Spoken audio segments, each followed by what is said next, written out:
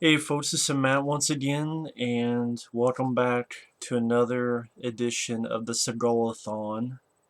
This time, Black Dawn. It's always darkest before dawn. Directed by a guy named Alexander Gruszynski, who I think was a cinematographer. I think he actually did cinematography for Tremors, among other films. I wish this had any talent like Tremors had. I mean, Black Dawn, Black Yawn, or anytime I say Black Dawn makes me think of, oh, it's a black dick, Black Dawn, which I'd rather be looking at than this fucking movie. Because it would be more scary and more suspense looking at Black Dawn than watching Black Dawn. Because for some reason they thought, hey, you know that movie The Foreigner that no one fucking liked? Let's make a sequel and bring back the character of Jonathan Cold.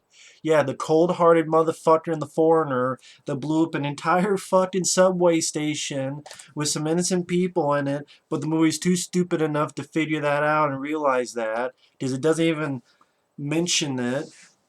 Hey, you killed some innocent people. Even though if you put two and two together, you will equal four, as in this guy is a cold-blooded asshole, but the movies are too stupid enough to see that. Now, apparently, in the trivia, Seagal left in the middle of the film. It was a 30-day shoot, and about 18 days in, Seagal left. That's why pretty much every single fucking fight scene does not have Seagal in it.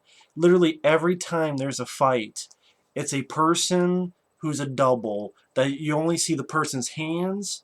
You never see Seagal in the same frame of doing the fight. Is either you see Seagal's face, or you see a double doing this, sometimes so fucking obvious. Hell, there's one scene later on when it gets into the third act where a guy is going up a stairwell with a completely different set of hair, and I'm like, who the hell's that guy?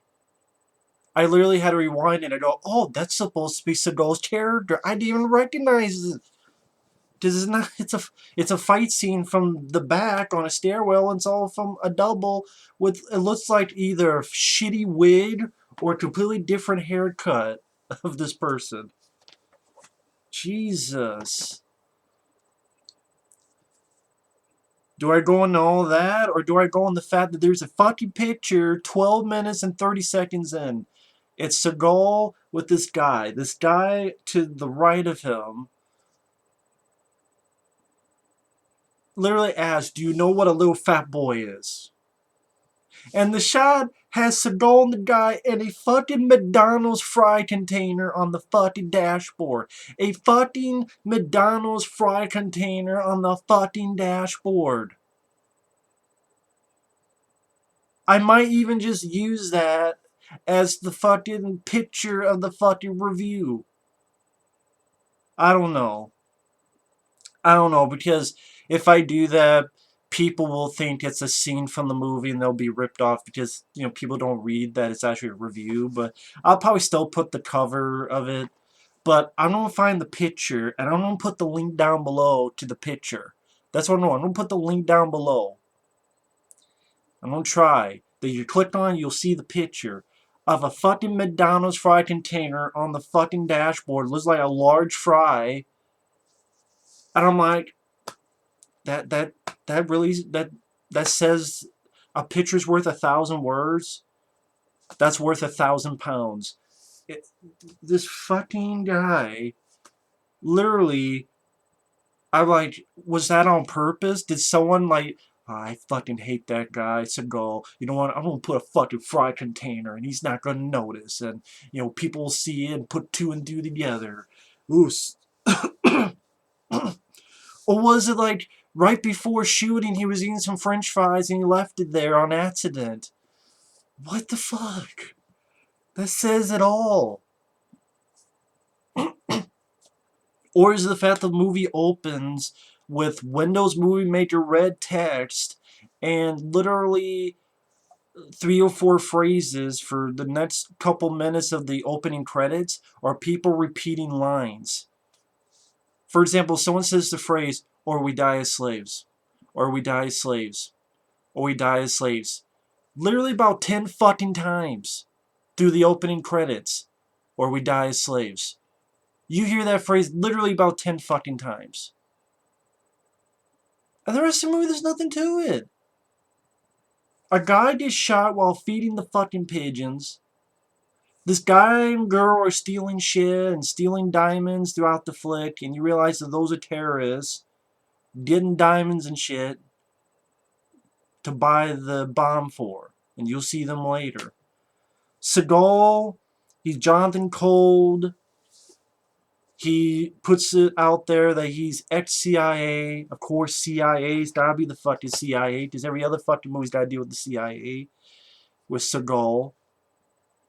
And that he's freelance, and he's been hired to get this guy out of jail. So he poses as a doctor, gives a guy a shot.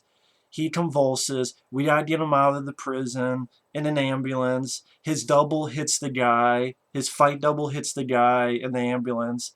They go out into the distance, and that's in 12 minutes and 30 seconds. You get that fucking scene where the guy who got out of prison wakes up, is talking to Seagal, and he asks Seagal, do you know what a little fat boy is? Of course, that deals with nuclear weapons, but when you look at Seagal and you're asking, do you know what a little fat boy is? You know what the answer should have been from Seagal? Yes, it's me. Look at my fucking french fry container right in the fucking dashboard in the shot. Plain as day, with the M Mickey D like facing the camera. That shot says everything about this direct-to-video era of Seagal. He is the worst direct-to-video action star. Again, not the worst action star, because Out for Justice, Hard to Kill, those movies are good. But from shit like The Foreigner to now, the worst direct-to-video action star. There's not another one who's worse. I defy anyone to tell me a worse direct-to-video action star. Again, like from 2003 to 2007, he made 13 fucking movies, including this. 13! Just in that little time frame. After that, yeah, he's ex-CIA, he's in nuclear weapons, he knows about nuclear weapons and intel. You get political mumbo-jumbo but the CIA.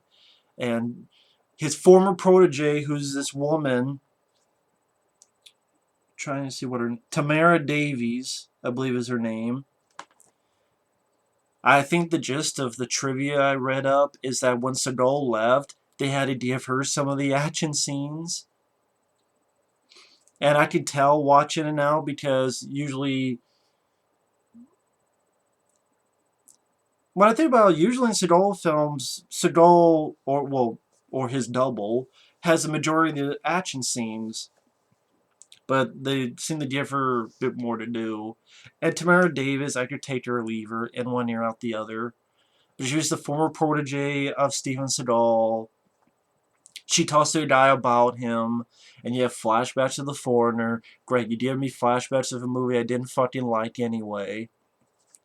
Of all the movies, why did The Foreigner get a sequel? Can someone explain why The Foreigner got a sequel? Why did The Foreigner get a fucking sequel? By the way, I don't know why this is on the cover. That looks like something from Dragon the Bruce Lee story. Why the fuck is it on this cover? No one fights like this in the movie. Nothing like this in the movie. Why is that on the cover? Someone explain that shit to me. So, the protege, well, him and the bad guys make a deal for the nuclear bomb. The thieves from before arrive. They don't give the diamonds to get the bomb. Seagal's protege, who's working with the CIA or whatever, gets found out. Seagal helps her out, blows his cover. You have a little shootout. Both of their doubles jump out into the back of this sort of a garbage truck, kinda, I'm not sure what kind of truck it is, dumpster truck. And when it's Seagal and the woman up close, it's really bad green screen. And then it's pretty much their doubles doing a lot of the stuff you know, the physical stuff. And then the driver of the truck gets shot. And then Seagal, talk about being cold. This is an innocent guy who got shot. Seagal just comes in, grabs a guy, throws his dead body out, and the dead body lands on a windshield. I'm like, yeah, he's definitely cold-blooded. It's like, he just throws his ass. I mean, oh, fuck it. It's an innocent guy who died. Who gives a shit? They just throw his dead body out. He's dead. Oh, well. Throw his dead body out into the bad guy's windshield of their car. And granted, this is a chase scene that actually looks like it was shot for the film, unlike Today You Die, which they stole the chase scene from Top of the World. Here, it looks like, wow, they actually shot it. It's not much to it, but at least they shot it themselves and then just steal from another movie. Unless I find out later, because you never know with Seagal films. The back of the truck gets lifted up so they can dislocate it. It's being dragged a little bit. They kind of use it to push one car, and then it sort of goes back, and it tries to go around here, and the back of that dumpster truck gets left behind, and the bad guys crash into it. And then Seagal turns around and crashes into them, and you see the partner jump out, but you never see Seagal's character jump out. It just both trucks go, it explodes, she turns, and Seagal is just there. He just teleported there, I guess. And you have this like little shootout in a mannequin warehouse, and the woman does more stuff. She blows up this car and takes out some bad guys. And this horrible, awkward fight double fighting in the mannequin warehouse, you could tell it's completely not him. You even see the double's face. And just the whole time the double is doing this, and I'm like, what's the point? What is the point of watching this movie? For Seagal to whisper in a couple scenes, a bunch of bad guys that you don't give a flying fuck about, that you've seen in 50 other direct-to-video films, a plot dealing with a nuclear weapon gonna explode LA. And Seagal doesn't even do any of his fucking fight scenes. All of his fight scenes are a double, like all of them. He didn't like do any fight scenes, any. So what is the point of this, other than being a fucking coaster to put something on? Like a coaster to put my fucking Mellow Yellow on or something. But I don't need a fucking coaster.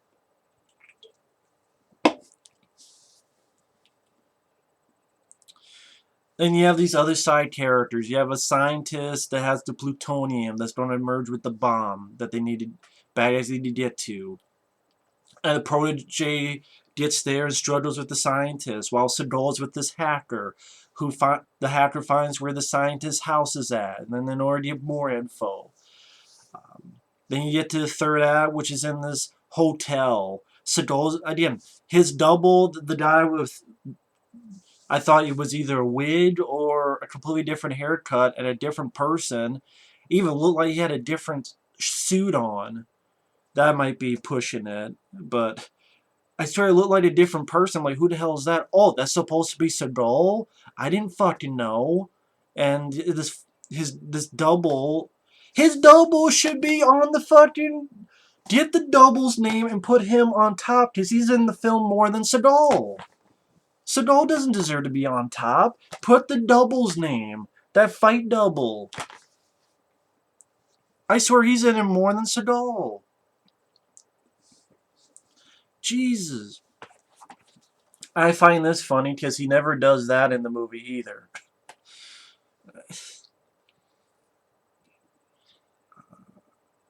And then you have this little shootout on the hotel.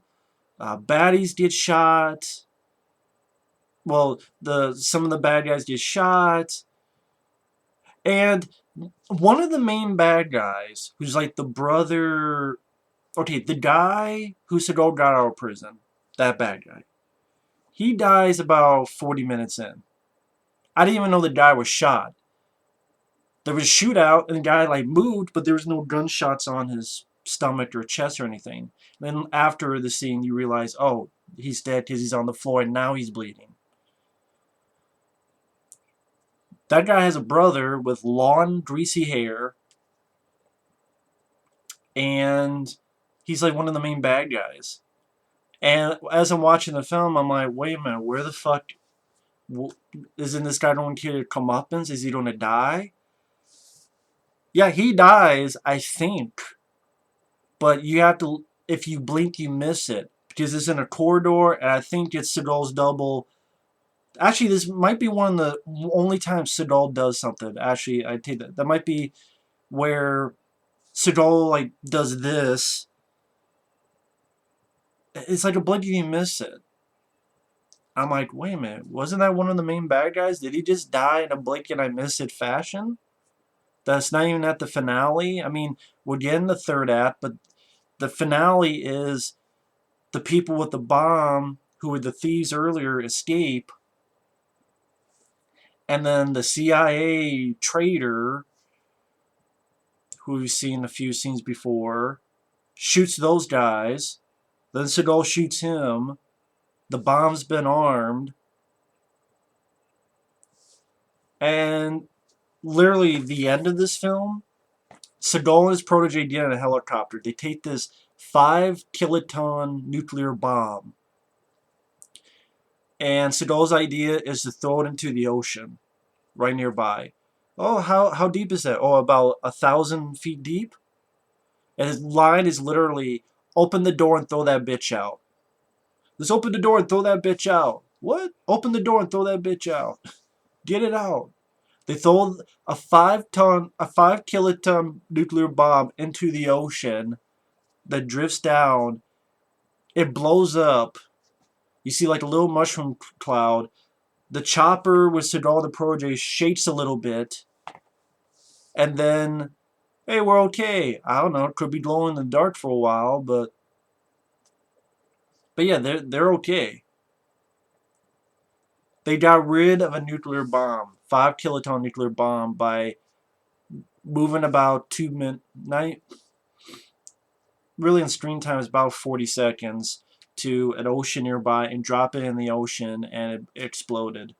And it was perfectly fine. That's how you take care of nuclear bombs. You just gotta put them in the ocean. I guess water.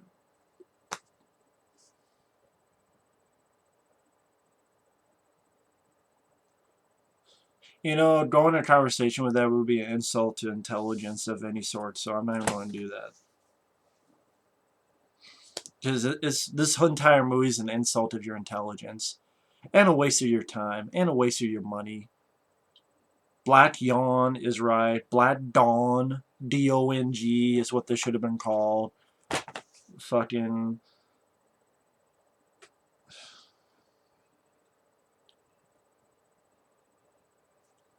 This is, once again, a completely worthless fucking direct-to-video action movie.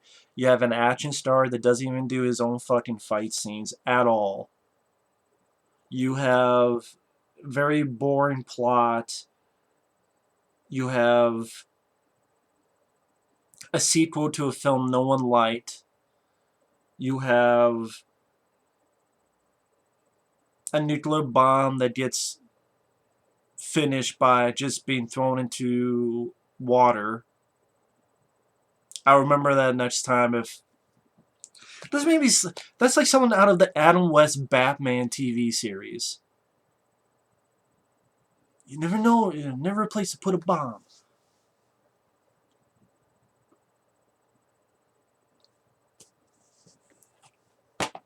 And you got McDonald's.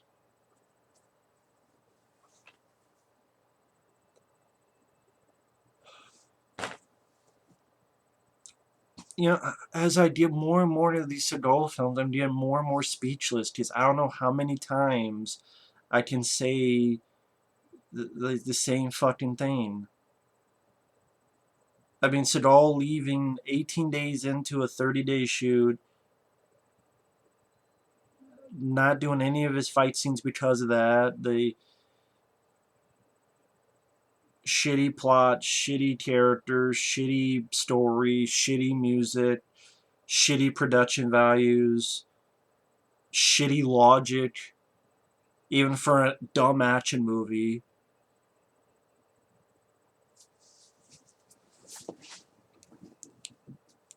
That, you know, I'm just wasting more time. It's Black Dawn. That somehow this has fucking features. This has like a 5-6 minute making of, as well as about a 5-minute interview with Seagal, which he doesn't even talk about the film. He just talks about his life in general.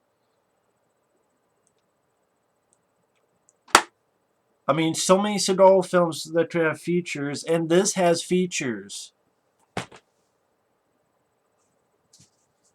I got nothing else. Because I know I got a shitload more to go.